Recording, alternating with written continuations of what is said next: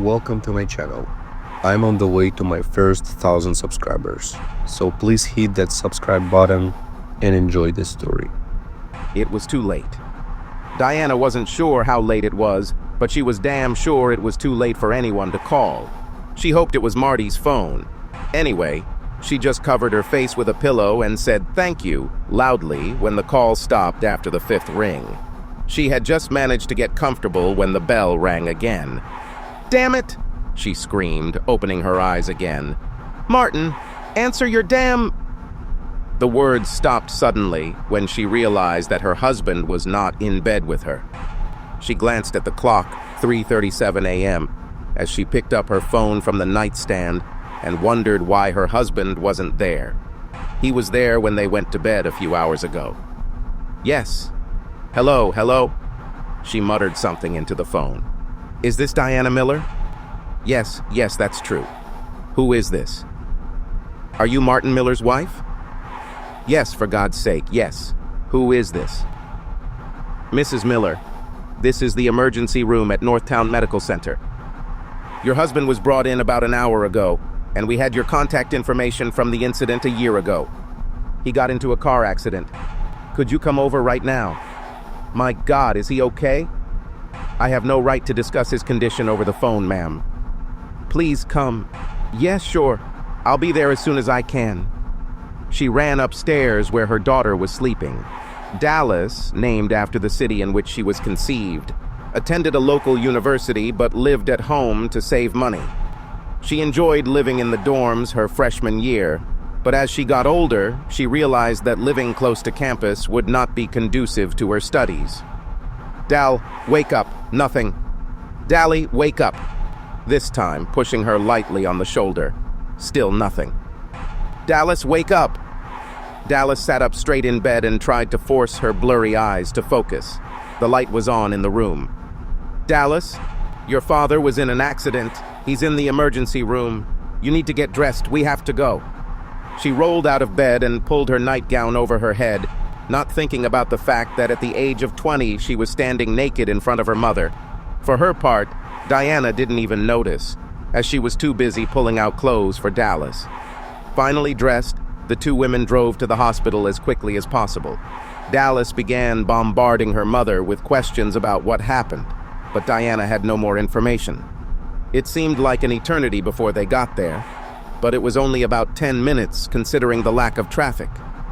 They were shown to Martin's room in the emergency department and were shocked by his condition. He was covered in bandages and clearly unconscious. They were given forms to fill out. "Your grief does not free you from paperwork."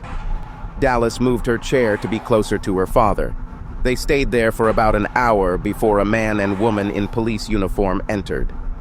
"Good evening, ma'am. I'm Officer Gail Stanton, and this is my partner, Robert Hansen. We were the first to arrive at the scene. Any news on how he's doing?" "Nobody told us anything, officer," Diana answered. "Oh, this is my daughter, Dallas. We need to ask you a few questions. I know now is not the right time, but it's better to do this as soon as possible." "Certainly. Do you know what your husband was doing on the street at such a time?" "He was at home, and we went to bed together around 10 p.m. I didn't even know he was gone until the hospital called." "Ma'am," said Officer Stanton Dallas. "Can you confirm this?" "Actually, yes. We watched a movie on TV which ended at 10, and then we all went to bed. I saw Dad go into the bedroom with Mom." "What movie?" "Something with Keanu Reeves. Some kind of action movie. Dad chose him. It was his turn." "Did you have any special problems? Maybe financial or marital? Nothing that all married couples haven't faced?"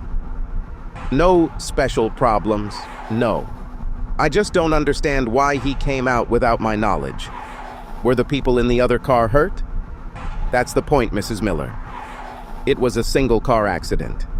And according to two witnesses, your husband's car was driving fine and then, quite suddenly, accelerated straight into the large oak tree that sits at the corner of Highways 121 and 288. There were no skid marks, and no one remembers seeing brake lights." Diana and Dallas looked at the officers when it became clear what they were suggesting. "Are you implying that my husband did this on purpose? That he tried to commit suicide?" We need to inspect the car for possible mechanical problems, and of course we will need to talk to your husband when he comes to. But that's certainly one of the possibilities that we're looking at, yes. Are you sure there weren't any problems worth talking about? Officers, I love my husband very much and we have a wonderful marriage. No, there are no problems that I could think of. I'm sure it was just because he lost control or dozed off.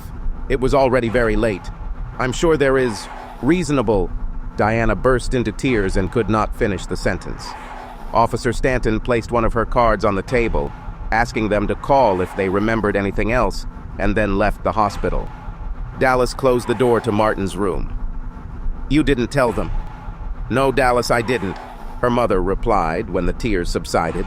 It's none of their business and has nothing to do with it. Your father didn't mind. Perhaps he will say something when they talk to him. Then we'll see. The next few days passed slowly. Martin remained unconscious and was hospitalized, while Diana and Dallas spent as much time there as they could. They were often there together and made sure that he was never left alone. Luckily, Diana knew Martin's boss and called him to tell him what had happened and that he would miss work. She carefully avoided saying anything that might make anyone think it could be a suicide attempt.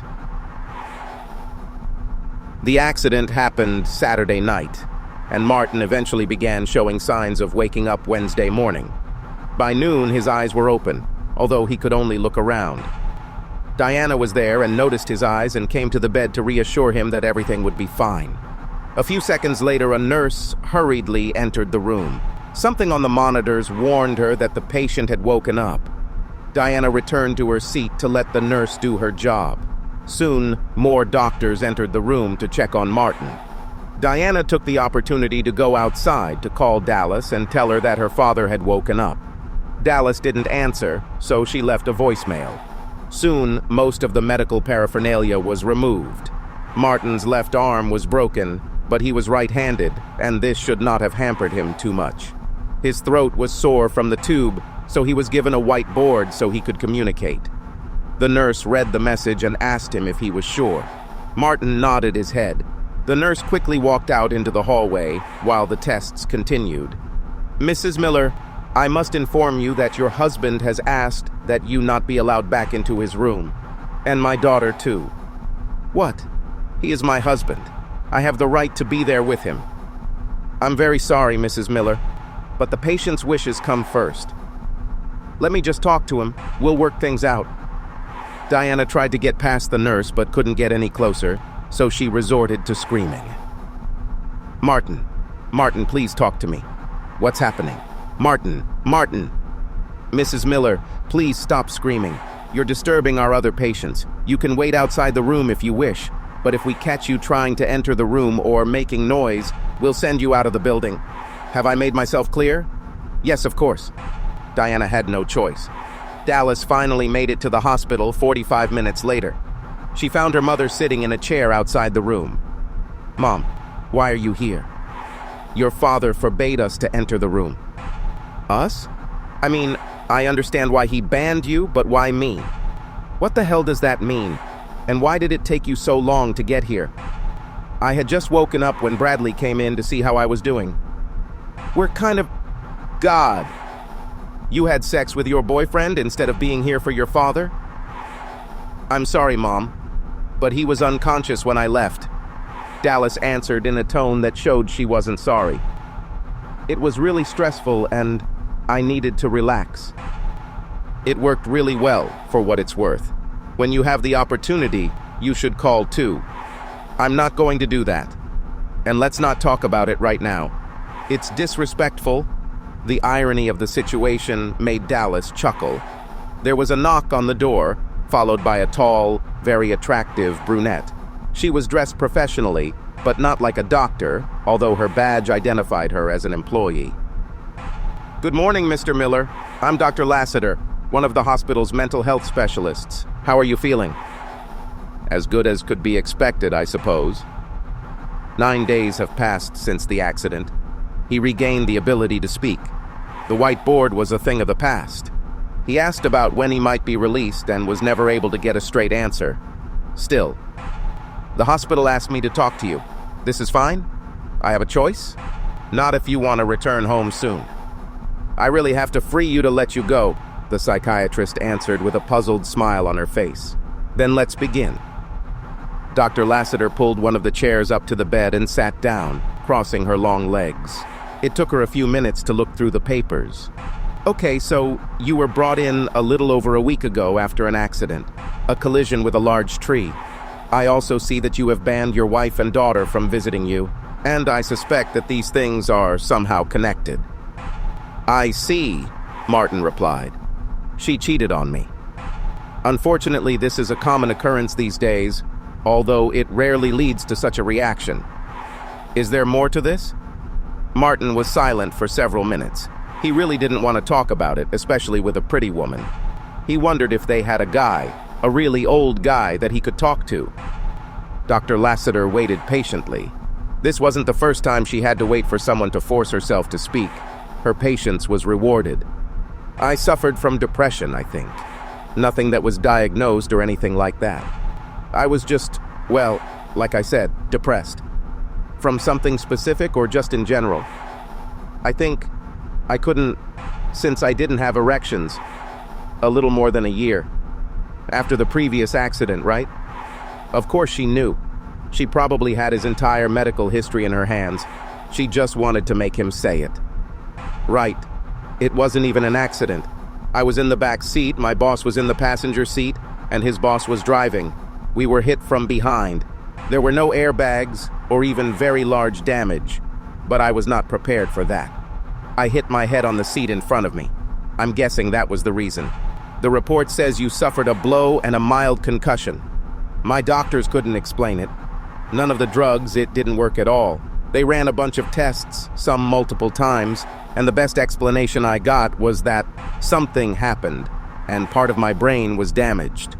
So you couldn't achieve erections, which led to your wife eventually becoming dissatisfied with your sex life, which in turn led to her having an affair. This eventually wore you down and led to the events of that evening. Is this something like this? In a nutshell, yes. And how long did it take before your wife did this? 7 or 8 months, I think. We tried to take care of things in other ways. Well, you know there are certain kinds of helpers. Yes, I understand how it works, Mr. Miller. I've already had sex before. Of course, sorry. I just feel a little uneasy. Anyway, at first everything was fine, and we hoped that my ability would return. We'd talk about spending the entire weekend in bed, having a really good time. Of course, this never happened. Eventually, this went on for so long that she decided to take care of her needs elsewhere. Did she discuss this with you beforehand? No. I found out about this when I came home from work early. Cliché, I know. And not only was she at home with her lover, but my daughter and her boyfriend were there too. Did they do it as a group? Dr. Lassiter asked, shock evident in her voice. No, thank God. Diana and Bill were in the bedroom, and Dallas and Brad were in the living room. That's how I found out my wife was cheating on me, and my daughter knew about it and apparently approved. Which explains why your daughter was also banned. Yes. Oh, and if I haven't mentioned it before, Bill, Brad's father. We knew him before by chance, as the father of our daughter's boyfriend. I later learned that it was the daughter who suggested Bill to her mother. This is another blow. Did you confront them? Well, not quite. Perhaps if Dallas hadn't been there, I would have run into Diana, but I'd already seen enough of my daughter's anatomy.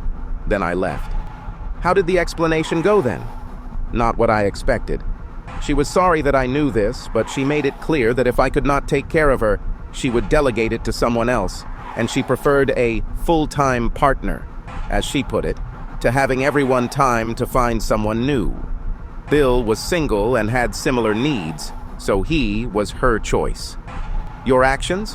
What could I do? She was right about me not being able to have sex. It wasn't her fault that I couldn't, so she did what she had to do. What if, hypothetically, she asked you in advance? Would you agree? You know, I thought about it a lot, and part of me wanted to say that I would agree because I loved her and wanted her to be happy. But I don't think I would be happy with that. We made vows, we made promises, and one of them was in sickness or in health. I wouldn't do that to her, so I couldn't handle her doing that to me. Obviously, she continued to see him. Obviously. And now that I knew about it, she was less reserved about it. I don't know if she started doing it more often, since I don't know how often they did it before, but where before it was limited to the day when I was at work, it now included trips to the store on the weekends, and part of that time was clearly spent with Bill. It must have been difficult. Difficult? That doesn't even begin to describe the situation. But again, I didn't think I could do anything. She deserved a sex life, but I couldn't provide it, and it was all killing me. Tell me about the night when the accident happened. The whole family watched the film on TV. I kept my pain, that is, emotional pain, to myself. I think it was a mistake, but I didn't want to burden Diana or Dallas. They kissed and hugged goodnight, while I got a good night from Dallas. I think it was at that moment that I realized that she had completely lost respect for me as a father and as a man. I could hardly blame her, since I didn't respect myself either. I got ready for bed, as usual. Diana did the same. Everything was the same as always. Every night, the same thing. I waited until Diana was asleep, then got dressed and grabbed my wallet and keys. I went upstairs and looked into Dallas's room. She was also sleeping. I blew her a kiss and said goodbye. I went and got into my car. I knew there were airbags there, but I thought if I hit it hard enough, it wouldn't matter. I didn't have a specific plan, I just drove around the area. I knew about the big oak tree, drove past it for the first time and realized that there were no obstacles and a fairly direct approach. I drove around again and headed straight towards him. They sat in silence for a few minutes, both letting the story process in their minds. Finally, the doctor spoke. "Mr. Miller, I want to thank you for being so open and honest with me. That's a great rarity. I'm going to let you rest a little and think about what you've told me. Is it okay if I come back tomorrow?" "I'm not going anywhere," he said sarcastically. They shook hands and Dr. Lassiter left the room. Martin took his mobile phone, which he had left at home that night, and which Diana had brought him before he told her not to, and answered several messages and emails. He also informed his boss of the latest news. Then he closed his eyes and tried to get some sleep. Returning home, Diana tried to control herself. She got the impression that Marty was fine with her meeting Bill, that he had given it to her as a gift because he loved her so much. Even when she first heard about the incident, she no longer believed it was an accident. She was sure it had nothing to do with it, but now she wasn't so sure. She suspected the police were talking to her husband, but hoped he didn't say anything about her relationship with Bill.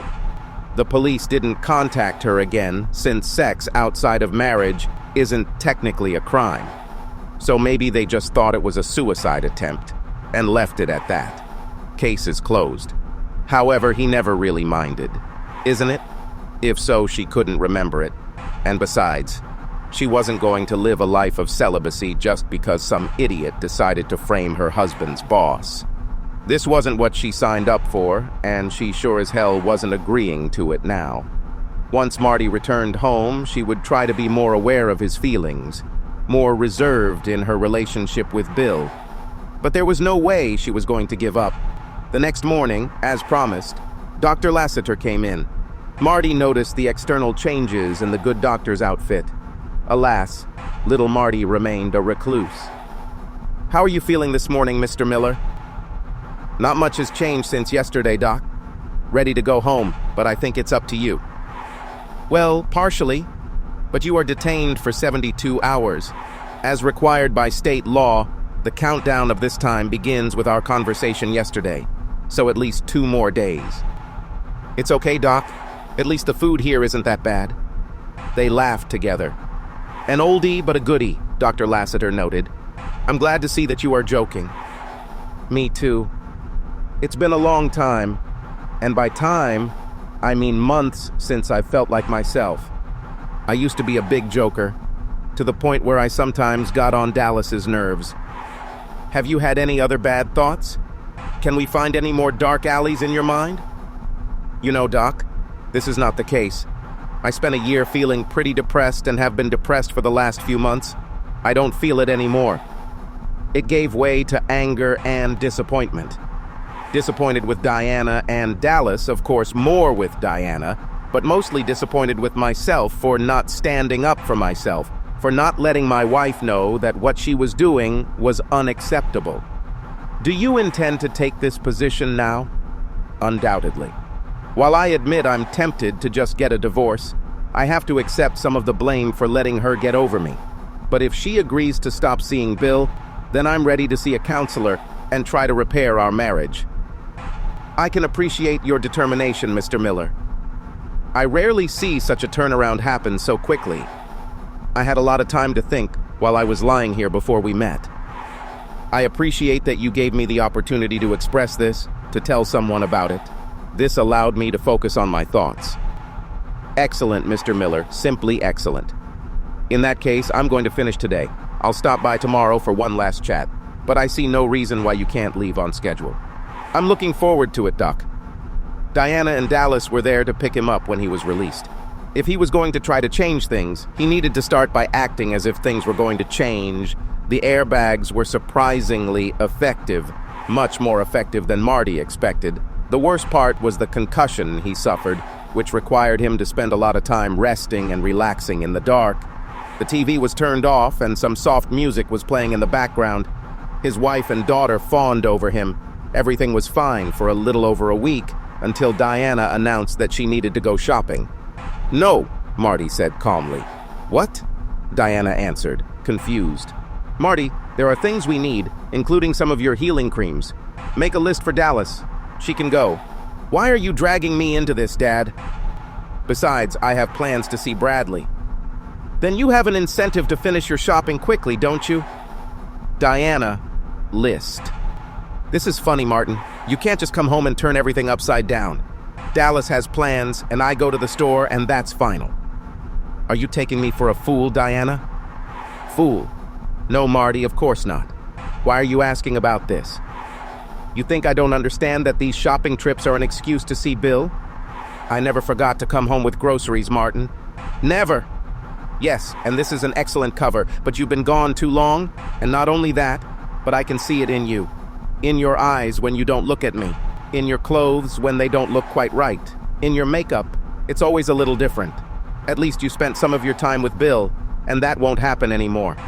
The shock in Diana's eyes was obvious, and Dallas suddenly felt a little more respect for her father. "Marty, please. We have already discussed this.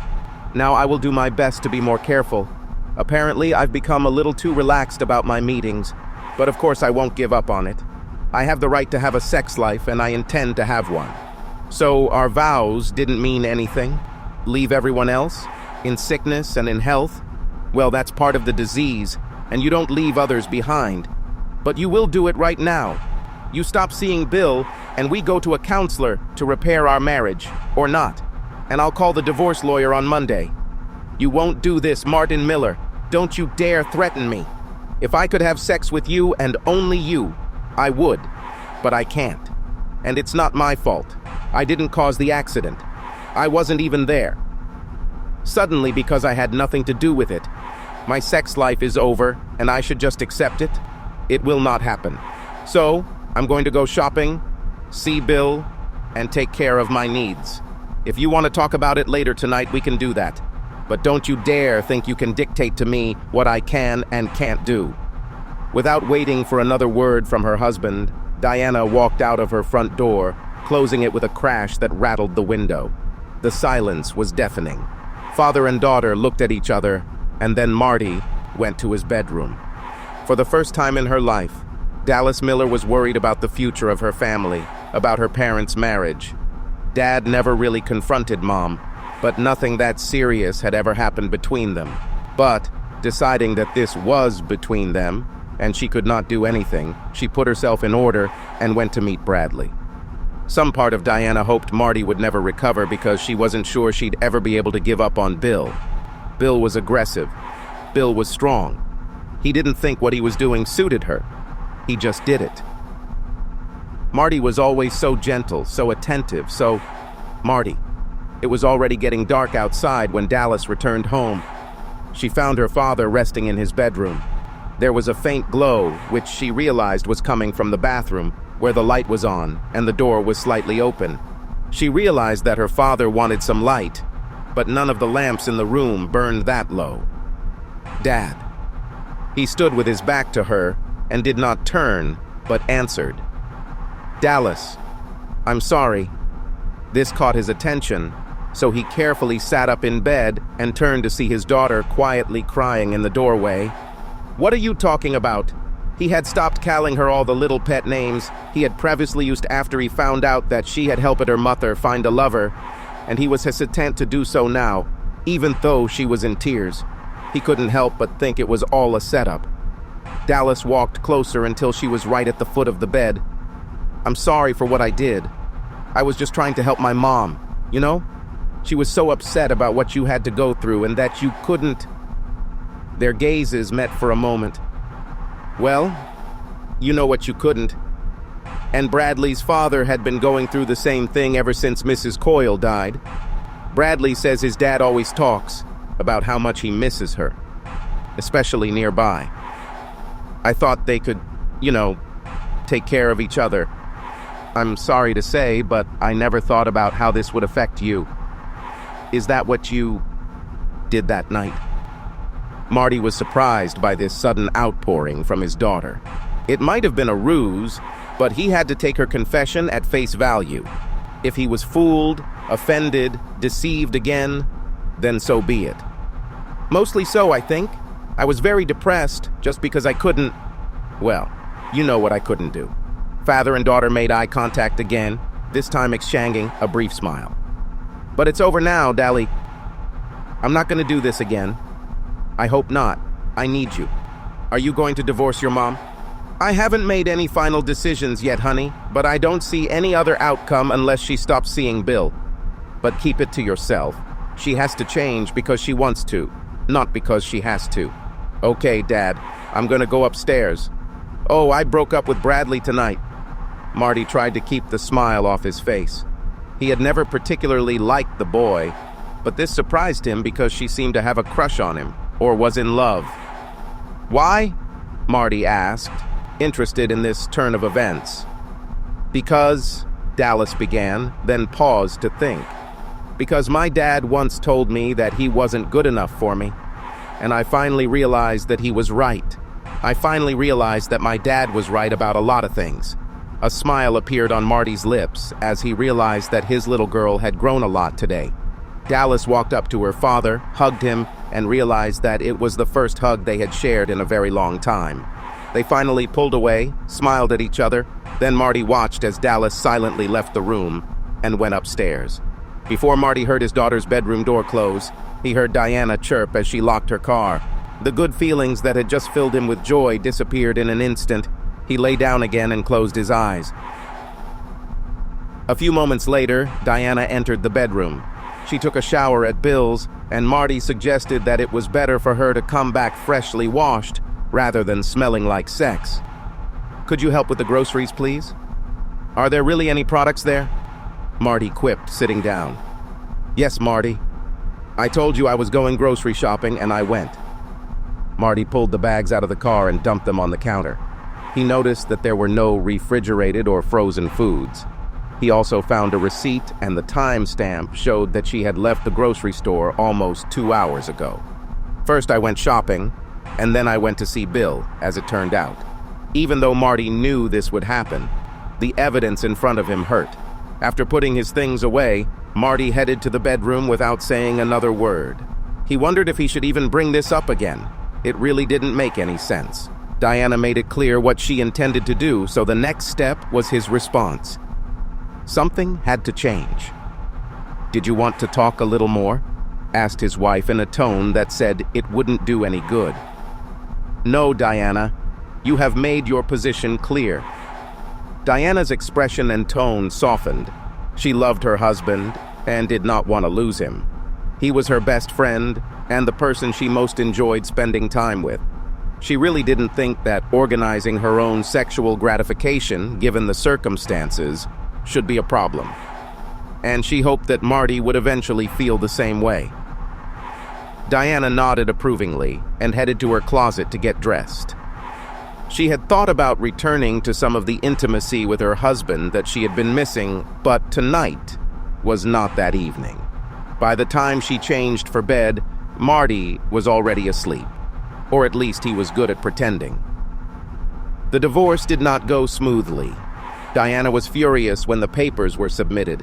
Marty was kind enough to send them home and made it a point to be with Dallas after moving into the guest room that was upstairs next to Dallas's room. Diana fought stubbornly against divorce. She hired a very aggressive lawyer and he did everything possible. They even tried to declare him mentally incompetent, citing a suicide attempt. Marty, anticipating that she might try something similar and because he thought it would be a good idea, entered counseling the same week the paperwork was filed. The psychologist he saw was reputable, and when he testified that Marty was definitely no longer at risk for suicide, the judge agreed. The fight could have gone on much longer, but just when Diana seemed about to step on his heels, Dallas intervened. She made it clear to her mother that they were wrong, that Diana's needs did not outweigh the vows and promises she had made. Life isn't always fair, and she had to be there for her husband and suffer by his side.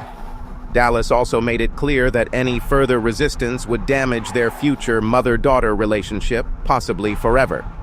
Faced with the loss of both her husband and daughter, Diana felt she had no choice and abandoned her opposition to the divorce. The house was sold. Marty agreed to alimony for several years, knowing the judge would order it anyway. Diana rented an apartment with 2 bedrooms not far from her work, and I could work full-time 8 months after the divorce was final. But the divorce left her bitter, especially when Bill let her know they were over. It seemed like there were a couple more women he slept with, and Diana lost her attraction once she was no longer married. Dallas continued to attend college, alternately staying with both parents, although over time Diana began to play the victim and continued to blame Marty for the divorce. Once again, when Dallas heard her mother say, "If only he were more understanding," she yelled at her mother. "Did you think about Dad?" Marty walked into the dimly lit club around 10:00 p.m. It was Friday night, and he just wanted to get out of the house. He was just looking for a short-term pleasant pastime.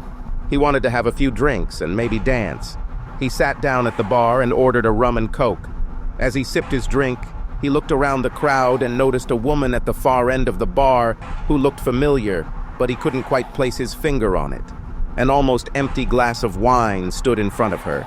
Her hair was dark brown and long, and her dress barely covered her breasts. Marty looked at her closely and remembered. A small smile appeared on his lips as he took his drink and walked towards the woman. She looked at him just as he approached her. "Dr. Lassiter?" She looked into his eyes and studied his face for a moment, but did not immediately show any recognition, and Marty thought that perhaps he was mistaken. "I'm leaving Dr. Lassiter at the hospital. Here in the real world, I'm Vicky. But I'm afraid you're putting me at a disadvantage. It's been some time, and I'm sure that you communicate with many more patients than I do with excellent psychologists. I'm much better at names than faces. Test me. Martin Miller." Vicky considered the name for a minute, and Marty waited patiently for her to admit defeat. He watched her carefully, and if you had asked him later, he would have sworn that he actually saw how in her brain caught the fire bulb. "Ah, Mr. Miller, an unfaithful wife and a rather sudden collision with a tree, if I'm not mistaken." "You're not mistaken, and I'm amazed. We only spoke twice over a year ago, hell, almost 2 years ago. It's luck. Don't want to join me?" Marty sat down, motioning for the bartender to refill their glasses. "Thank you. I'm pleased. So what brings you here tonight? Are you dating someone?" Marty asked. "I'm trying," Vicky replied, and the sparkle in her eyes made it clear what she meant. "Really? I thought I remembered a rather impressive stone on your finger." "Perhaps it was so. It wasn't long before my divorce was final. I wore my rings while trying to convince my ex-husband, that he really had nothing in common with a 20-year-old cashier other than wanting one of her friends to join them in bed. I'm afraid I didn't succeed." "Oh my God, are they still together?" "This may come as a bit of a surprise to you, Mr. Miller, but after my divorce was finalized, I completely lost interest in Wayne's marital status. I don't have the slightest idea." "Certainly. It was a stupid question. And please call me Marty, or Martin, or even an asshole. Anything but Mr. Miller. What did your wife call you? Marty. Well, Martin, could you take me to the dance floor? I will work. Martin asked the bartender to keep their drinks safe behind the bar, then took Vicky by the hand and led her to the dance floor. It was a fast dance, and they quickly fell into a rhythm. This song was followed by another fast song, and then a slower song began. They remained on the floor the entire time, snuggling together to the slow music. Vicky wrapped her arms around Martin's neck while his hands were pressed tightly to her back. Being a guy, Martin immediately noticed the lack of a bra. They looked into each other's eyes for a moment before Vicky laid her head on his shoulder. They still didn't let go of their embrace when the second song started.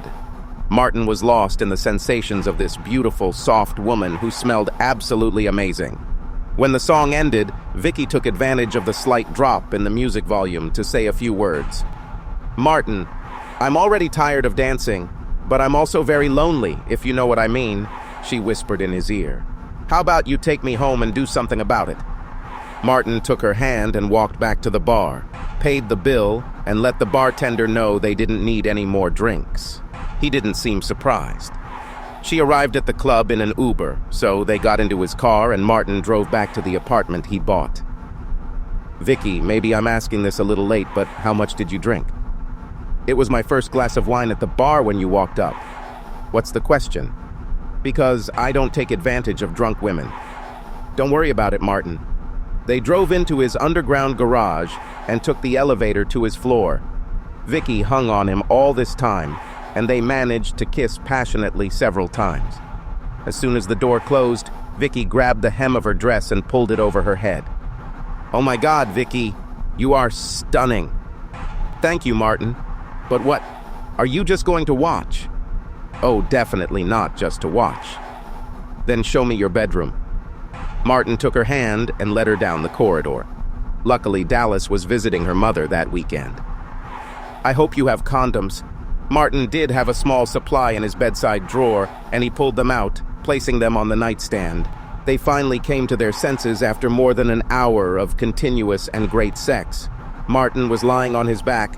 Vicky was lying on her left side and snuggled to him. They weren't quite asleep, but they were relaxed in that strange limbo between sleep and wakefulness.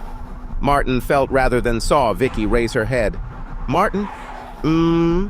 I just remembered that there was a certain erectile dysfunction in this story. So, I was wondering if you would remember this. Wonderful! Obviously, this is no longer a problem. What's happened? A couple of months after the Oak incident, I started to feel, well, a tingling sensation, how shall I put it? This is what I imagine it will feel like when a paralyzed limb begins to recover. This went on for several weeks. Were you still married? What did you say to her? Officially still married, yes. But we have been living apart for several weeks. And no, I didn't say anything. It was none of her business. Over the next few months, I started getting morning erections more and more often, and even sometimes during the day. After 8 or 9 months, everything was pretty much back to normal. What did the doctors say? They didn't have an answer, at least not a serious one. They ran all sorts of tests and scans and compared them to the same ones I had when it wasn't working, and they couldn't point to anything. They ultimately attributed it to a quirk of the brain. They think hitting the tree solved the problem. They just don't know. Perhaps it was a tree, or perhaps it was a brain that had just completely healed. There's no way to know. Well, then I'm lucky. I guess it's okay if I stay the night. Well, are we going to have sex again in the morning and then have breakfast together? They settled down to sleep, but Martin had one more question. Vicky? Do you think you're ready for a serious relationship? There was a long pause, and Martin was afraid that he had made a mistake and scared her. He half expected her to get out of bed and ask for a ride home. There was no doubt about her attraction to him. And it's not just her physical beauty. She was smart, and he enjoyed her company. This, of course, was not love yet, but after the divorce, she was the first woman he seriously thought about. Can we talk about this in the morning? Certainly. Good night, Vicky. Good night, Martin. Vicky woke up before Martin. He looked peaceful, so she just let him sleep. She used his shower and then went to the kitchen to see what she could make for breakfast. Martin's question before going to bed took her by surprise. It wasn't that she wasn't attracted to him, but really she was just focused on having a good time. She had been telling herself for months that she didn't need a man in her life. And on some level, that was true. She had a good job and some great friends, so she didn't need a man. But if she was completely honest with herself, she really wanted it. But what will a decent guy say after she tells him the truth? Martin was awakened by the smell of something cooking. He stumbled into the kitchen to find that Vicky had used his shirt from last night and found the apron he kept in his closet. "I was going to invite you to breakfast." "It's too late now. You can invite me to lunch. Go quickly, receive a shower, and breakfast will be ready." 10 minutes later, Martin joined Vicky in the kitchen just as she was setting up plates on the table. There was an omelet, a couple of sausages, and a piece of buttered toast. "I didn't know I had sausages there." "They were in the freezer. I hope it's edible." Martin took a bite and said it was delicious. Breakfast itself was relatively quiet, with Martin taking charge of cleaning the kitchen since Vicky had done him the courtesy of preparing the food. They chatted about nothing in particular until it was done, and when everything was put in the dishwasher, he turned to Vicky. "Are you ready to talk?" "Mostly." "Listen, Vicky, I don't want to put you in a difficult position or interfere in your affairs. If you're not interested in anything other than getting laid, then this is what it is. You don't owe me anything." "I know. I just need to tell you something, and can we do it in the bedroom?" "I will be more comfortable there." They held hands and walked into the bedroom and sat on the bed facing each other. Vicky squeezed both Martin's hands tightly. "Martin, I know that we really only met last night, at least in the real world. I think you're a great guy and I definitely like you, but there's something I need to tell you. I said that my husband left me for a 20-year-old girl, and it's true. But that's not the whole story. The main reason he left me is because I can't have children. He wanted children and went in search of someone who could give them to him. He didn't want to adopt a child. He viewed not having children of his own as a kind of failure, and I was the reason for it. And no, I really have no idea how he feels after the divorce. I'm over 40. I have an adult daughter. I wouldn't mind children, but that's not a barrier." "Glad to hear that. Another thing I want you to know, well, at least I want to be honest, I'm not too proud of it. After the divorce was final, I felt pretty bad about myself. I was getting older and had just lost my husband to a woman almost half my age. I'm 37, if you're wondering. I'm interested, but in no case was I going to ask." They both chuckled slightly. "I also felt, well, unfinished, I guess is the best word. To tell the truth, I didn't feel like a woman at all. How can you be a woman and not be able to have children? I know what you're thinking, but that's exactly how I felt at the time. So I decided to prove that I am a woman. And if I couldn't be a woman having children, then I was going to be a woman satisfying men. Mostly anonymous, but there were a lot of them. I called myself Angela and never refused to go home with someone when I wanted. This went on for several months until I realized that this was self-destructive behavior and started seeing a therapist. Even then, I continued to do it, albeit less frequently, until I finally reached a point in my life where I could stop." "Isn't that what you were doing last night?" Martin asked carefully. He didn't judge and didn't want her to think so, but last night she was a cougar on the hunt. There was no doubt about it. Yes, it was so. I have needs as a woman and I sometimes go out to satisfy them. But if before I usually left with the one who called me first, now I am selective about who I choose. There were many nights when I came home alone and, took care of everything myself. I guess I should be glad I passed the test. Of course, Martin, I really enjoy spending time with you.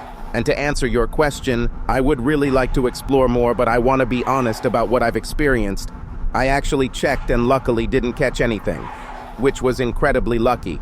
I don't need birth control, but I can get a note from my doctor if you need proof.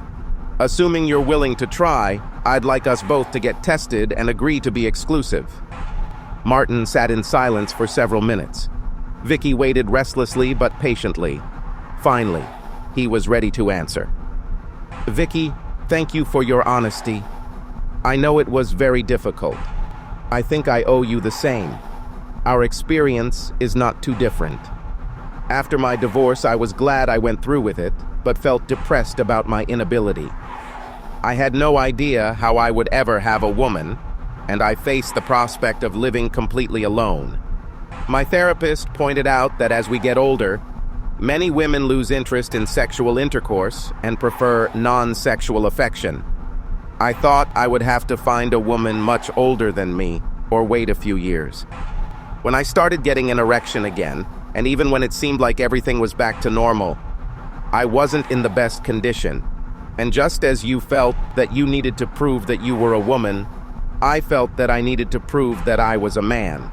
I went out a lot to find women to bed, proving, at least in my mind, what a stud I was. I was no more picky than you. Some women were kind of like, well, let's just say I've ridden a few city bikes and turned a lot of city door handles.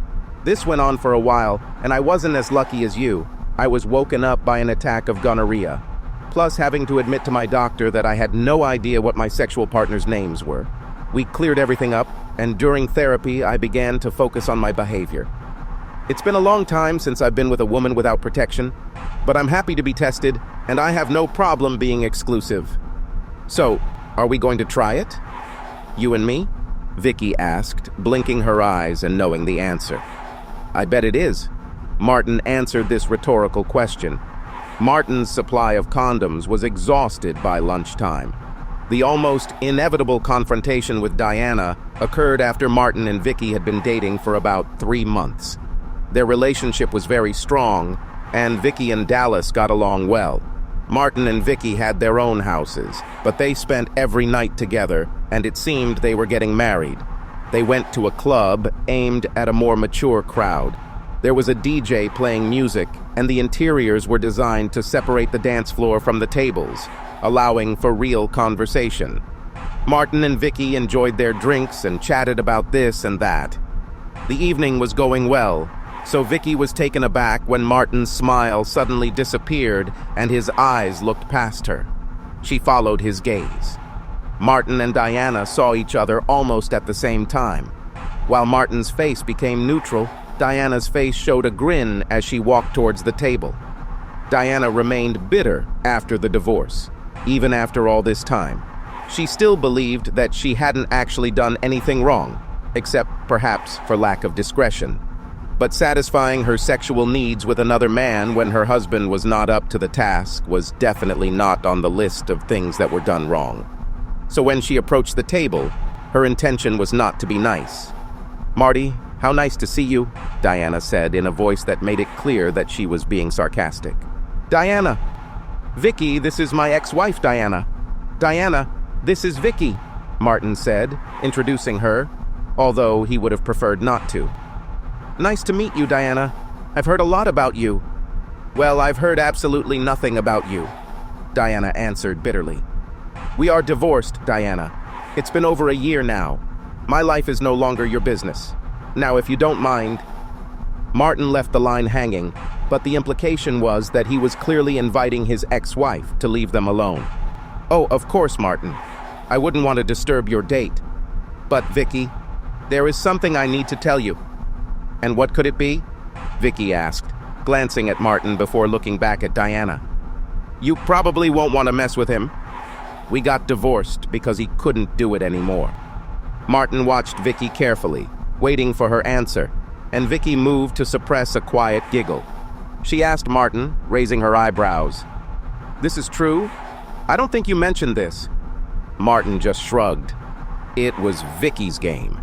Diana thought she had them in her hands, that she had thrown a monkey wrench into Marty's relationship like he had done with her and Bill. She was going to enjoy this, however, her happiness was short-lived. "That's good then, because if that thing I was bouncing on last night wasn't aroused, then a real erection would probably kill me." Diana's smile immediately disappeared. Vicky and Martin exchanged glances that slightly mocked Diana's sad attempt to come between them, and Diana simply looked confused. "Wait, what is she talking about, Marty? You don't mean to say that the damn thing works, do you?" It seems that during rare meetings, Dallas did not inform her mother about Martin's personal life. Like a champion, Diana, just as good as always. But how is this possible? Have doctors found a cure?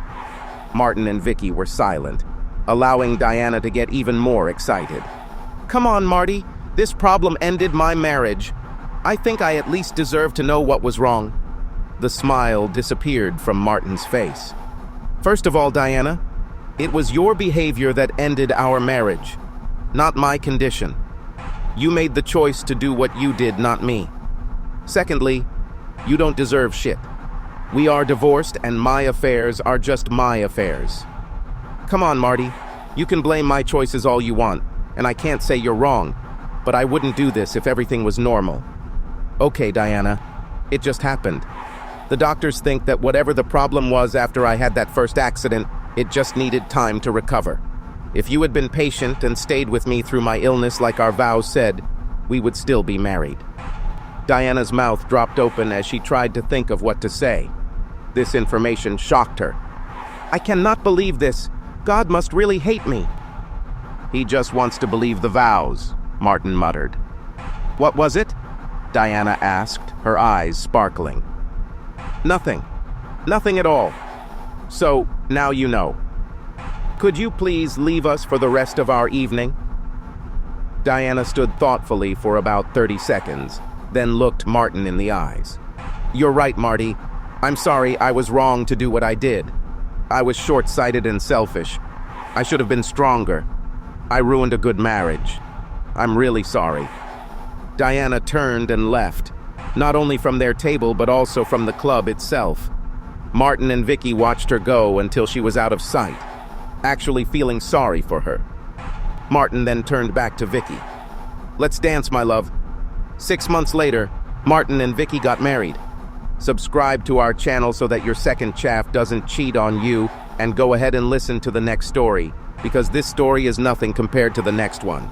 If you're under 18, don't even think about listening to the next one.